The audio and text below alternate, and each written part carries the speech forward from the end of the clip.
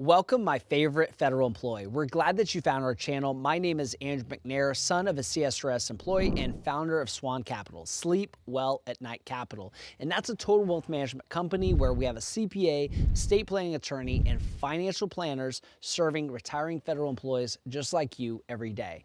And so if you have federal retirement questions that we haven't answered, please do email us on this channel. We're happy to answer those questions.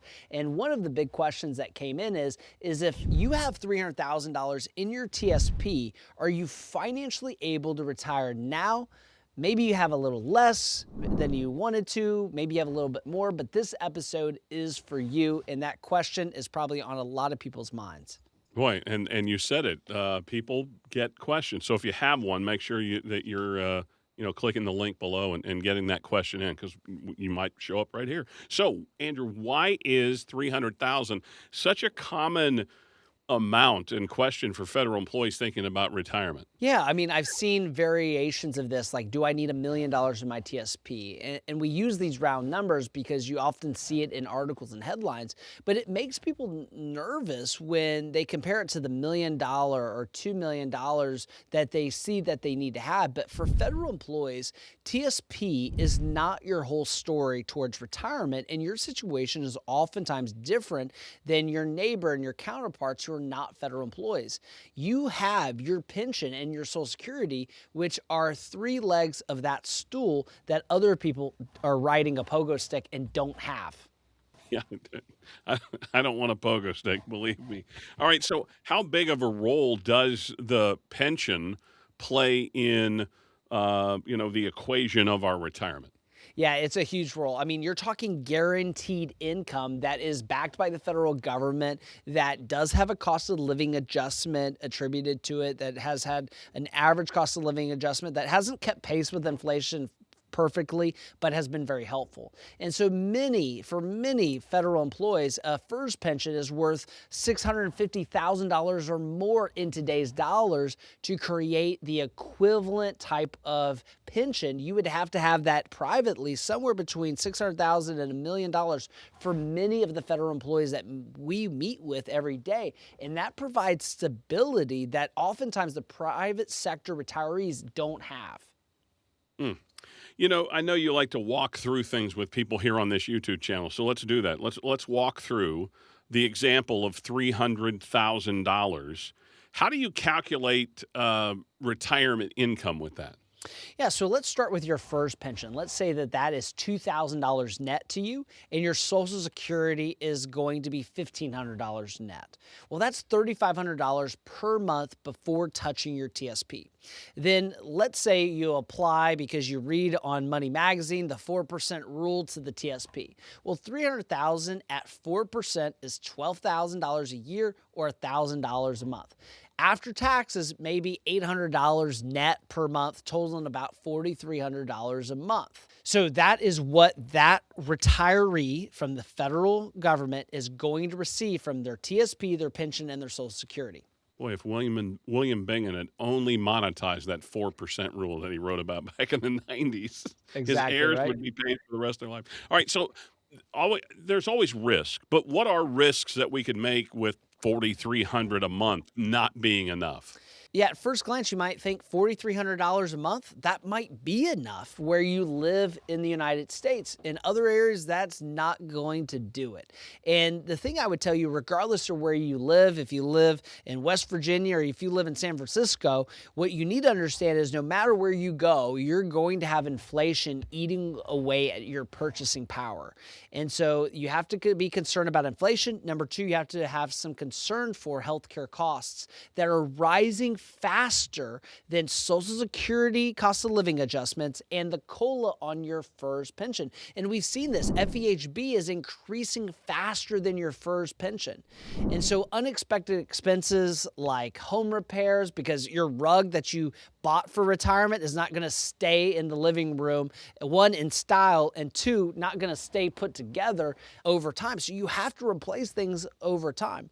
Next is longevity risk. We're living a lot longer, which is great, and we're living healthier longer. But that means that we're going to need more money put away for retirement if that's the case. All right, so let's break it down though. How do you help a federal employee figure out we're coming up with that $4,300 number per month? So, again, rounding up, that's over 48,000 a year. How do you know if that's enough for your lifestyle? Yeah, there's a few steps. Number one, we start with building a spending plan. Now, if you notice, I didn't use the word budget. We don't use that B word. We only talk about a spending plan. So we need to itemize what we're going to be spending in retirement. Maybe you're used to making 130 in the federal job, but when you retire, you're going to live life simply. You're going to play mahjong on the front porch. Well, that doesn't cost a lot, but if you're going to travel the world, your retirement income needs may be different than your neighbor or colleague. And so you don't want to just survive, you want to thrive in retirement. So we have to first get that spending plan correct and itemized appropriately.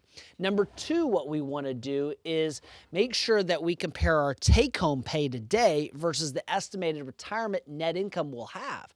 For example, if I used to have $6,000 a month, but that was where I was paying my health insurance, that was going to be pre-tax, and now I'm paying it post-tax with FEHB premiums, I might think that that $4,300 may feel really tight and not get me to where I'm going. So again, if you live comfortably on $4,000 a month, it might work out having that $4,300. But if you need some of those things like, again, extra vacations, taking the trip to Paris and trip to Italy, 4,300 might not cut it. Yeah, probably not. I can play mahjong in Italy, but it's going to cost me a little more. All right.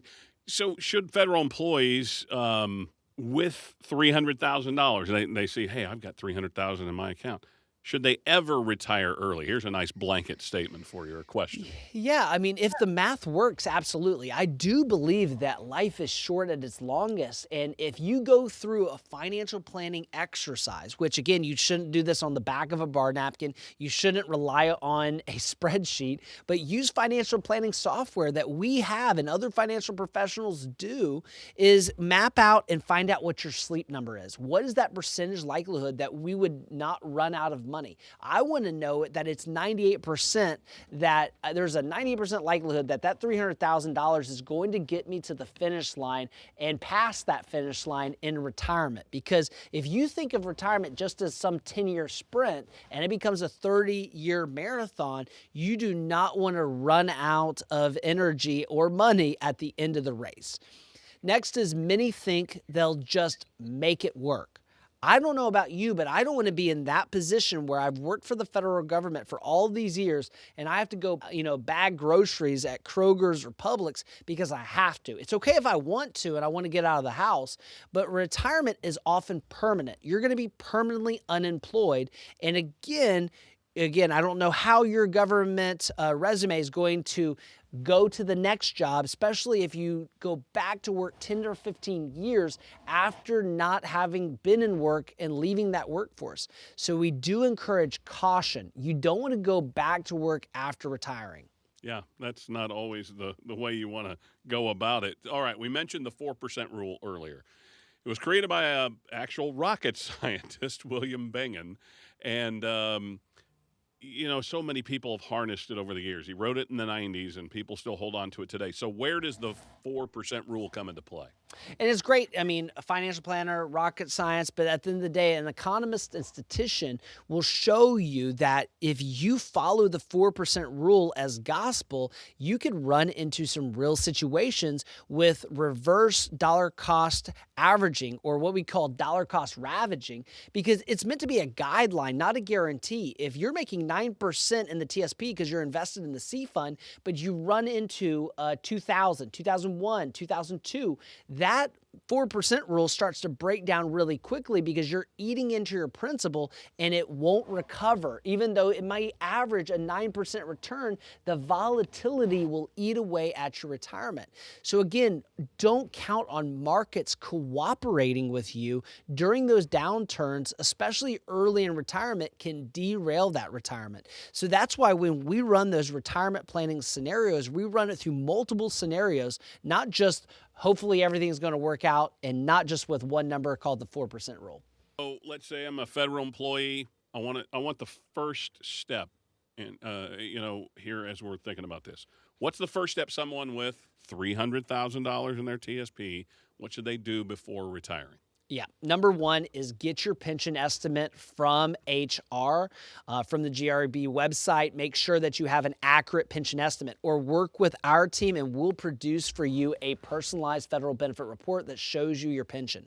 Number two, complete our spending plan. We have a one-page spending plan that will map out, here's what my income needs are today. Here's what my income needs will be in retirement. I would next encourage you to log into socialsecurity.gov, pull your Social Security statement, and see what your Social Security is going to be. Then, now that I have those income sources in play, now I want to know what my retirement income snapshot will be before touching TSP. Once I know that I have those income sources, I need to make sure that my TSP is invested in a way that's going to produce a bunch of yield and not just focus on growth. If I'm in CS&I, remember that you're invested for growth and not income. So if you're planning on taking income from your investments, remember that the C fund has a yield of 1.5%, which means it's not designed for cash flow. And then lastly, I would say schedule a federal benefits report with one of my financial planners, because it really pulls it together. All of your benefits, FEHB, FEGLI, survivor benefit. We tie all of this together into one plan to show you if you're ready to retire and leave the federal retirement system. And then one of my favorite pages, Bruce, is on that. It'll say, if you work another year, here's how much it would increase your pension. If you work another year, here's how much it would increase your pension. And so basically the bottom line is this. Some can live just fine on $4,000 a month. There's retirees out there that absolutely cannot, where they live geographically. And it's really not about the balance, it's about the plan. And if you're putting all of your faith in that $1 million TSP balance, it might not be enough, because you need a financial plan. And we all do. I'm not exempt. I hope this was super helpful. If you have questions that we have not yet answered on our channel, be sure to send those questions in, because they could become the genesis to the next video we have on our channel. If you want to take us up on that complimentary visit with one of my financial planners to go through and build out your personalized federal benefit report, click the link below or call us at 1-800-848-8768 or text SWAN to 1-800-848-8768. I hope you have a blessed day, and we'll see you next time.